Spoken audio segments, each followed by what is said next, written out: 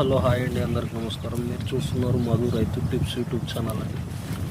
ఇది ఈ పత్తి పంట వచ్చేసి నేను 5 ఎకరాలు సాగు చేయడం జరిగిందని చెప్పాను అండి. అందులో భాగంగా ఈరోజు 20 డేస్ అవుతుంది. నేను ఇందులో నా మొదటి స్ప్రేగా వచ్చేసి నేను ఇమ్డా క్లోరోప్రైడ్ వచ్చేసి 40 ml తీసుకుందాం అనుకుంటున్నాను.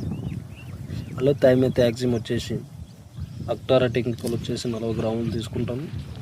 వీటిని 200 లీటర్ల నీటిలో నేను కలిపి స్ప్రే చేయాలనుకుంటున్నాను 1 ఎకరానికి.